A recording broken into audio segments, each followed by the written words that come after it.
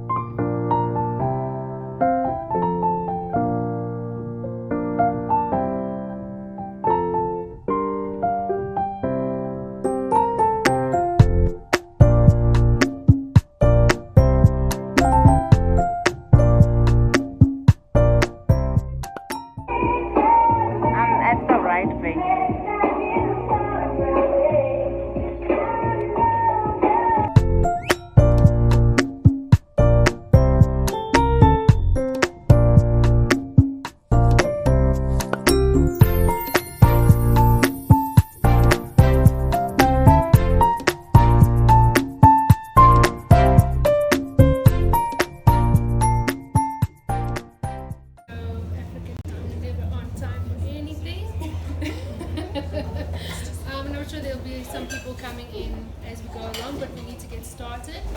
So firstly, I just want to thank you all so much for coming. I know it means a lot to Lorraine, and we're coming to support her. She's written an absolutely fantastic book. She wrote it several years ago. We have Trey that's here with us today. He is the editor of Exit magazine, and he'll be interviewing Lorraine. Not everybody knows, well, I know Lorraine, you all know what the book is about, I'm sure. Leave anyone in the dark. So they're just going to discuss the book. Lorraine's going to do a reading for us and get into the nitty-gritties of everything. And then after the interview, we are going to do, you're welcome to buy a book, get your book signed by Lorraine, have your photos, do everything that you'd like to do. But again, just a reminder, please do not post any photos of Lorraine online or even tag her personally. Please tag Kongo Alexis and the company. We encourage that, please. And then also something very exciting. I'm not sure if Lorraine shared with you. I think I only told her last night anyway. Yeah. But there's already some bookstores that have bought a book. Yay!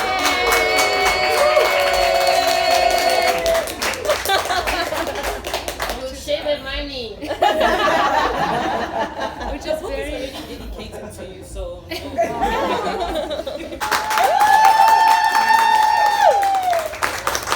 love. And Lorraine is very, very eager, as you all know her. So she's already started writing the second book, which is fantastic. So you won't have to wait long. She already told me this morning, she's like, I think I'm going to take 3 months and then we must get the next one out. We'll talk. But yes, I won't gabble for too long. Congratulations, Lorraine. I'm very proud of you. I'm happy to do this with you. Thank you for trusting me. likewise. Yeah. All right, so let's get started and enjoy, everybody. Me and trusting me for doing this, Chanel. I'm going to refer to you as Kongo Alexis. This, of course, is your first book, and they say romance is dead. I wanted to understand why you decided to start with romance as your first intro into writing. Well, when I decided to write romance, I actually had a talk about this with Chanel. I was like, if I were to start a book, where would it be based? Which genre would be best to start it at? And because we have such history and background in books, we realized most authors started in romance. So that would give me a footing into the industry, and then after that I can take on to the other projects that I actually am interested the moniker Kongo Alexis. Please tell us a little bit about why Kongo Alexis and why the decision on actually using a moniker. Well, I chose to write as Kongo Alexis because for many different reasons, but the main reason being I wanted everyone to know that I am Congolese. And Congo is just so powerful, and with a K, kicks.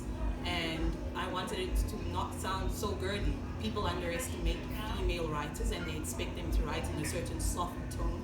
And if you know me, you know I'm not a soft person. And lastly, Alexis, in honor of my father. That's his name. Amazing. Testing. Yeah, better. Let's just try that again. Yeah, can you guys hear me now? Beautiful. Okay, so I wanted to start off the interview with a little passage from the book. We're going to read 2 passages from the book. And the first one was, I think from page 1 already, I was like, oh, okay.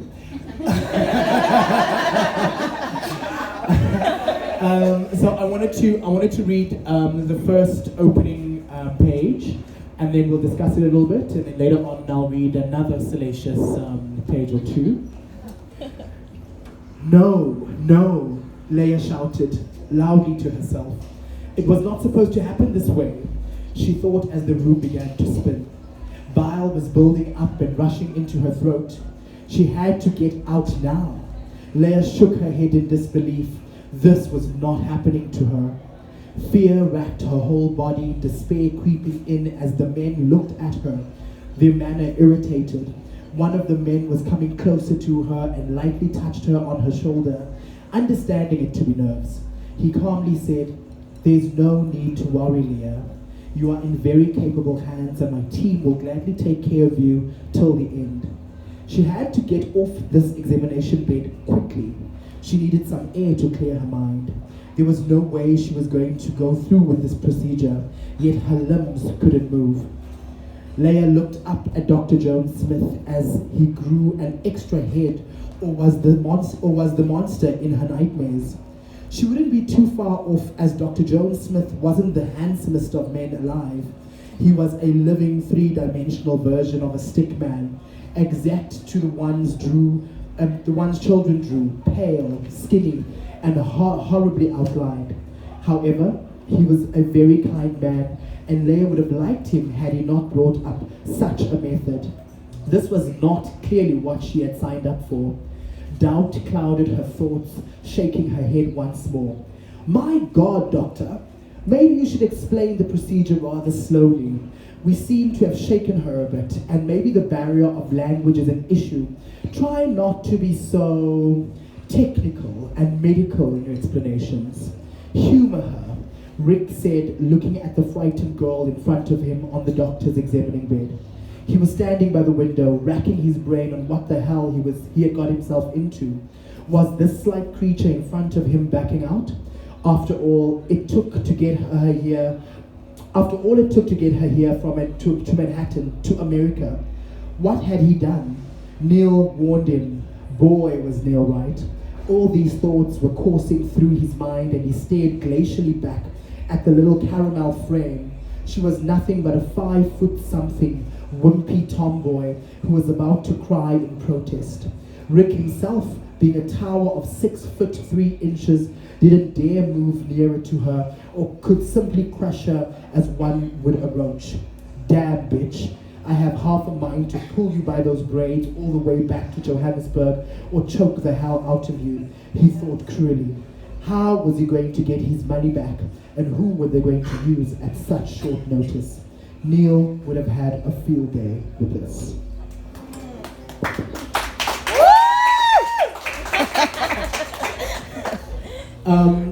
What really struck me with this first chapter of the book and this doctor's room, within the first 100 pages of the book, we are taken back into the doctor's room 3 times, right? And we get introduced to Leah, as sort of this short, petite tomboy.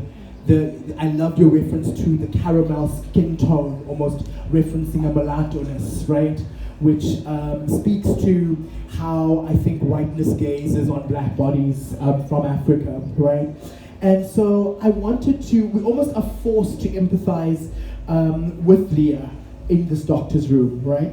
Can you tell me why you use these two vehicles of one, this short-framed woman who's tomboy, and then this doctor's room? You keep taking us back within the first 3 chapters. You take us back to this doctor's room. Why did you use that? Okay.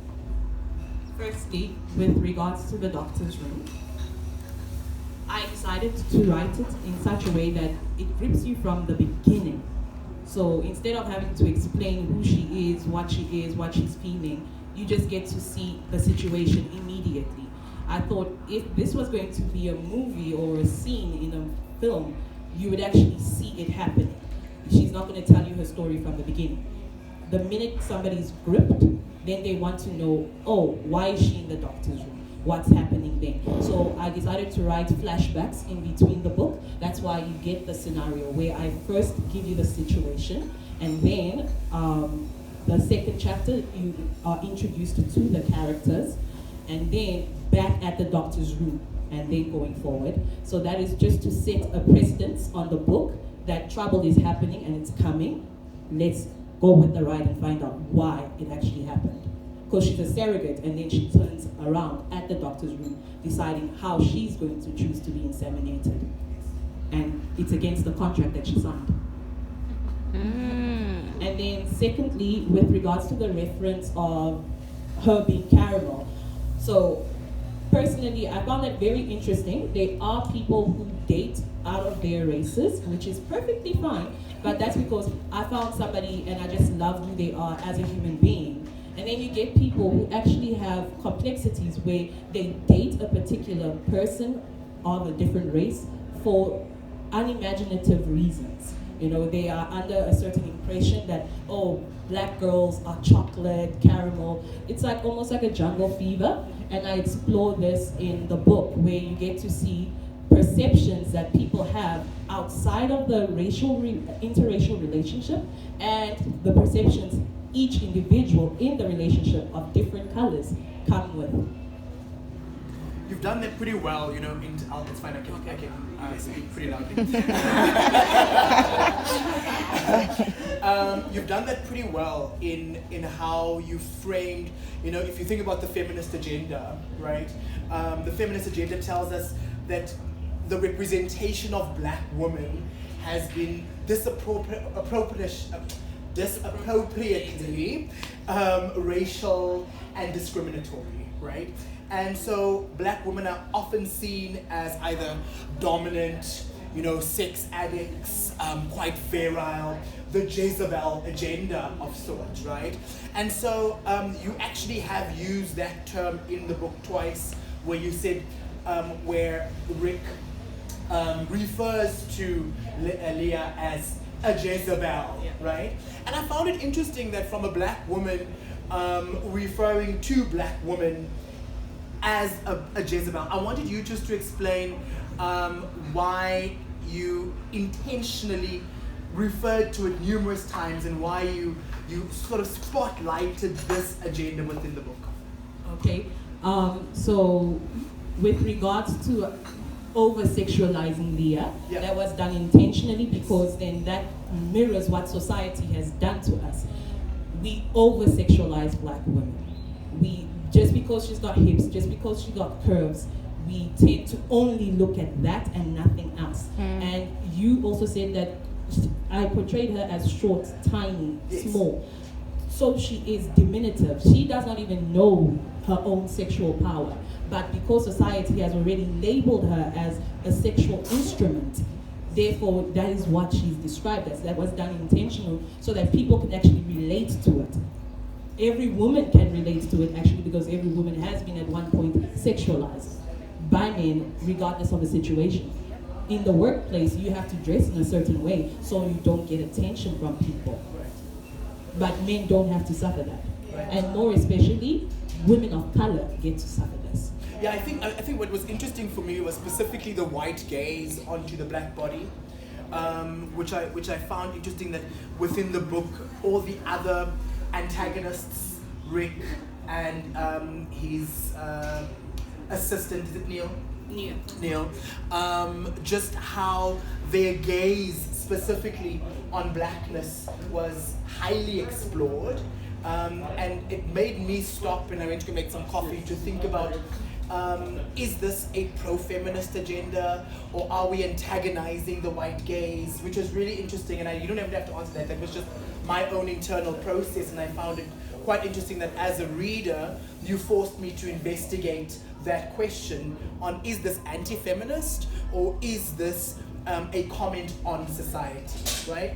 I wanted to stop again and read page 49, which was, so out of all, in the book, of course, there are many times where you write quite critically and quite descriptively of sex, you know, the word pulsating vagina, I'll never forget. You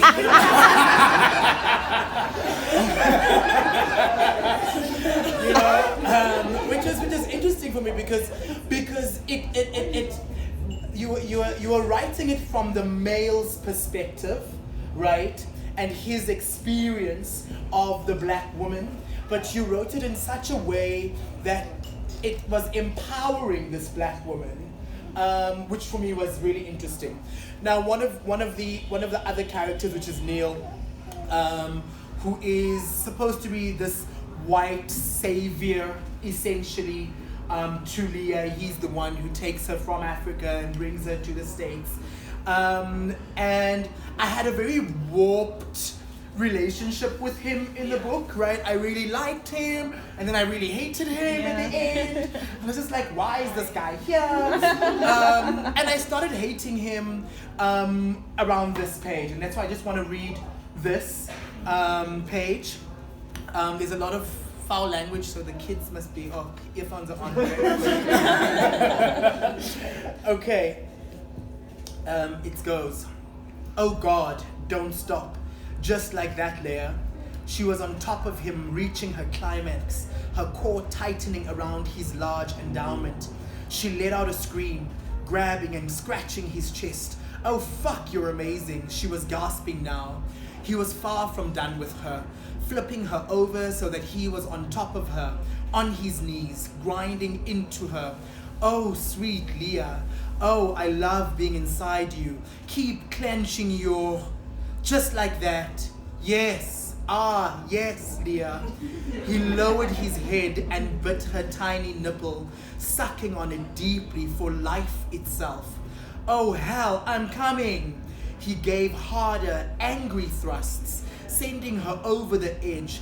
Oh, Neil, yes. Don't call me that. Not tonight. I am Rick tonight. Why would you want me to call you by your best friend's name? Because we're role-playing? Keisha froze. If you say so, I suppose that Leia is also role-playing or make-believe? Yes, Neil replied, while trying to catch his breath.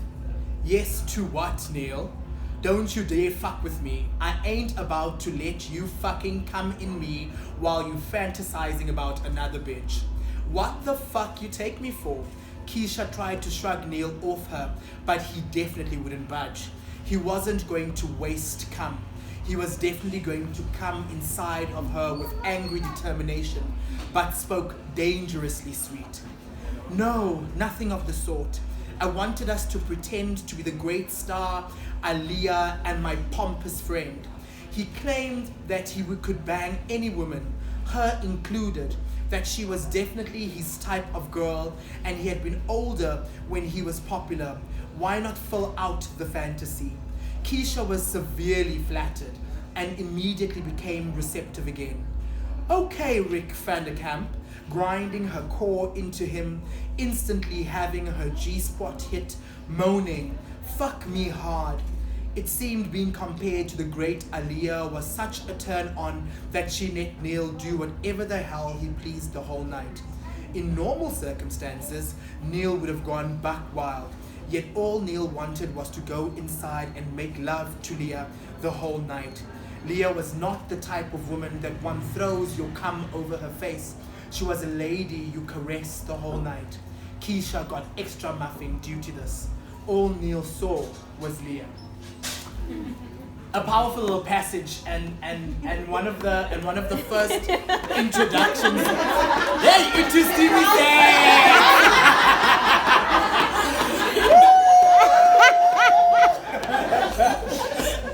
So I've got two questions, and the first one I think is going to be super light. The first one I think is, I'm not a big romance reader, right? I sometimes find romance a little contrived, and what I found here was you focused on eroticism quite strongly. So it wasn't just flowers and horses and chiseled men. There was slut, there was cum, there was role play. Where did you go to get to this point of eroticism? Okay, apologies for the rude sex. But the whole book, basically the book is called Traded because one, we trade something for another thing that we think we need in life. And most of the time, human beings trade their bodies. And I didn't want it to just be dumb romantic because I'm not that soft. Right. I'm not a softie. Even though my family did different. But I wanted, when I was like, if I'm going to write romance, I'm going to write it in my way and not the typical female genre where a woman is swooning. Yes. There's different aspects to sex. There's raunchy sex, there's love, there's romantic sex, and then there's rough sex, there's bitter sex, there is crazy senile sex. And the book explores through all of that. Even there is abusive sex where an individual is raped in the book. Absolutely. So you get to experience all aspects that is the key core of human connection, which is touch. So I wasn't going to shy about it. I'm not going to flower a nasty scene.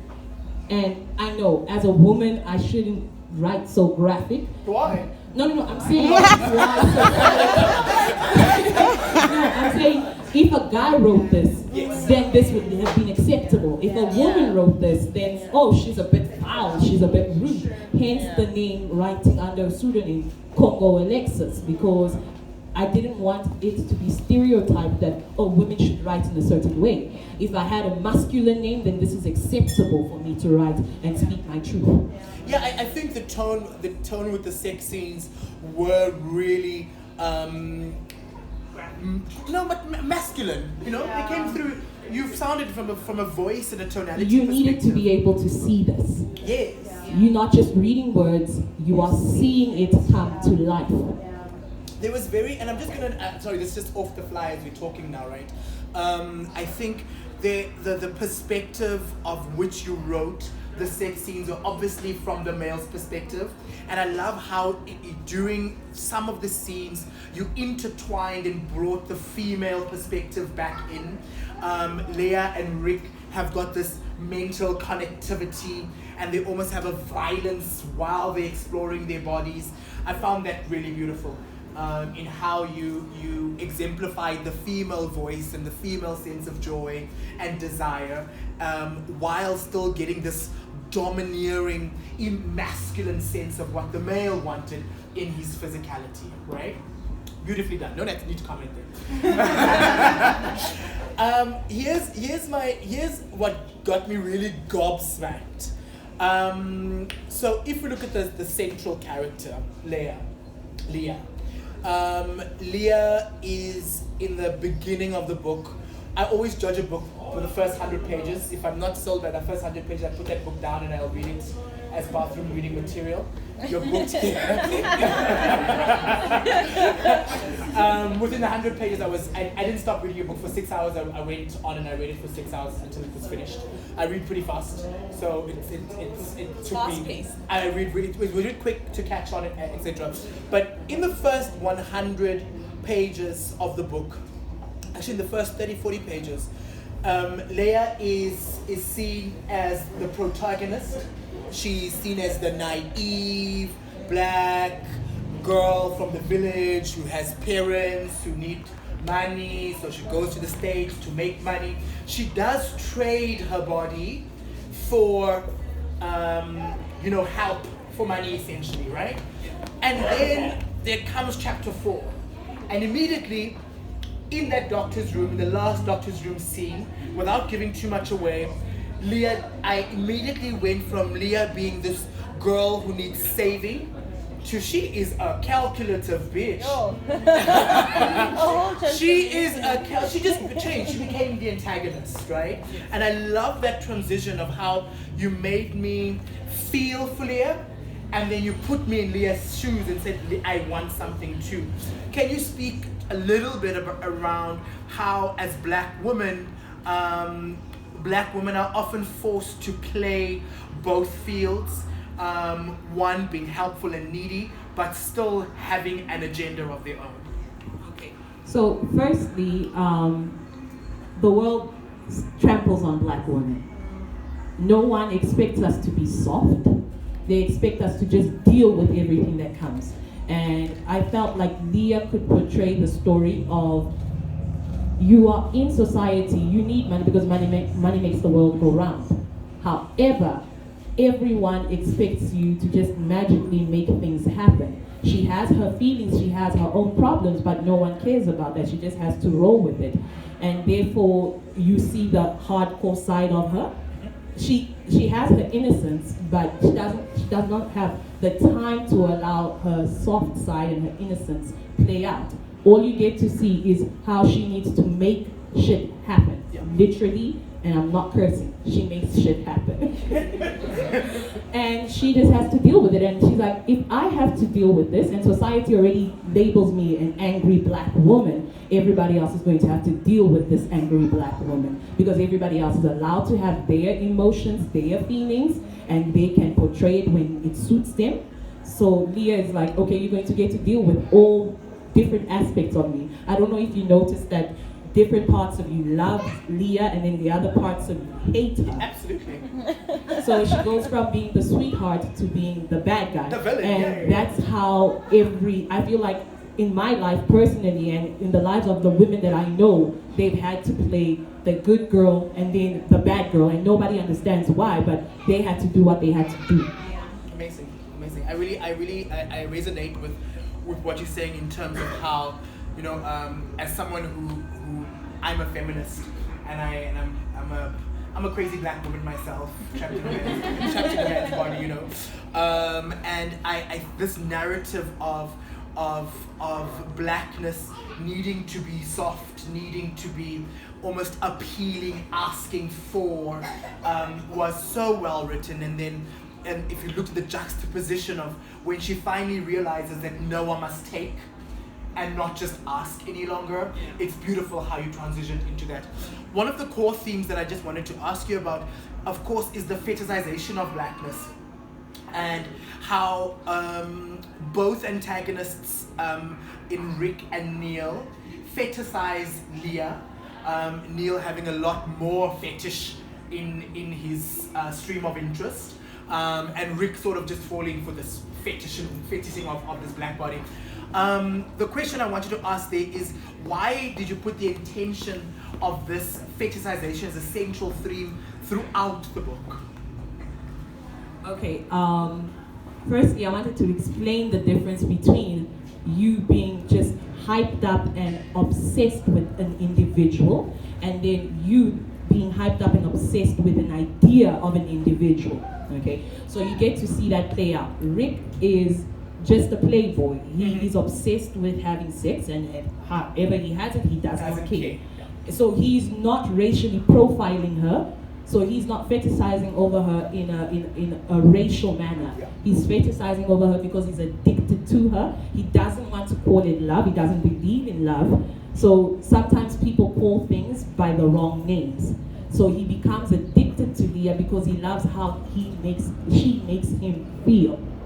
And so he can't let her go. He starts planning on options on how to buy her more. You see in scenes where you've read the book that he's like, maybe I should pitch this to her. He's afraid to actually go, I like you. Yes. Can we get something going? Yes. So he's trying to buy her because he's like, oh, she came here for money. She needed money. Yes. So let me buy her. But for him, it's more, he does not know how to express his feelings, which I believe a lot of men are actually dumb. They do this. Yeah, was that commentary? Because I found it almost, there was a duality in the commentary, right? And I'm sorry that I'm also racialing, because obviously the characters, they were white characters and they were black characters, right? And there were some other natives, but they weren't primary in the book, right? It was very much blackness and whiteness. And so when I thought about it, I was thinking about how was this a commentary on men, and how men communicate with women, or was this a commentary on white men and how white men engage with black women? Okay, so with regards to Rick and Leah, Yeah. it's how men mess up with women.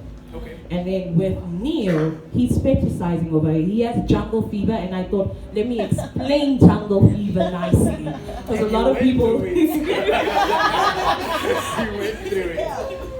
Yeah, so Neil, he's from a conservative white family where he's always wanted to be with a black girl or woman of color, but he cannot because he's ashamed to embarrass his white folk Yeah, family. he calls himself a racist. Yeah, he actually admits it when he's alone. Yes. That, you know what? And he resents his friend who is free to love who he wants to love, regardless of race. Right. And he does, Rick, you will get to know Rick very well. He is not shy from society. In fact, he actually selects Leah. He's like, I want a woman of color, just in case everyone finds out that I'm getting a surrogate. It must knock the whole town out. Right. Like, he did not care what race Half the of them baby must will die. be. He's just there for the money. Right. You know? Whereas Neil, he fetishizes over Leah because he has a distorted image in his head that black women are a certain way, white women are a certain way, and women of color are a different way. So and you get that. You actually get people who have preferences, which is okay. Some people like curvy women, some people like slim women, you know? But with Neil, he's confusing his preference, his sexual preference, with a certain ideal type. So he fetishizes over Leah, also because I feel in society, if you can't get something but you want it desperately, you start putting it as on a pedestal. You cannot stop thinking about it, and that is the only thing. For example, if you wanted a Lamborghini, then every other car does not match up. It's not a car, in fact, because the Lamborghini is the car. And that's the problem with Neil, and he does not see that is why he can't get Leah. And that's, I think he knows some part of him can't get Leah, and that's why he starts resenting his own best friend. And I also wanted, the reason for that was because in society, we have relatives, we have friends that, you know what, I'm happy for you, but I want it as well. And because I can't express it, the bitterness starts to grow. And that actually further pushes his fetishizing of Leah to the point where he gets his own side girlfriend to play a sexual scene, to role play as if she's someone else, just because he's got a distorted image in his head. Of blackness. Yeah. Beautiful. I wanted ideas on Booktube, because you obviously left a big cliffhanger at the end. I was like, how is it done? Like, okay, is it done? So, just what can we look forward to in this journey? Little teaser. Okay. A little teaser. Leah hits Hilda hard. She actually challenges her. And she shows her, okay, I'm this little black girl from Joburg, but I'm gonna whip your ass. So she finally gets her power. She finally gets her Amazing. power. Yeah. Amazing. But at the cost of something. Somebody dies, guys. Okay. Thank you so much, Kongo Alexis, for chatting to me. I don't know if you have anything else to say, guys. Are there any questions from you?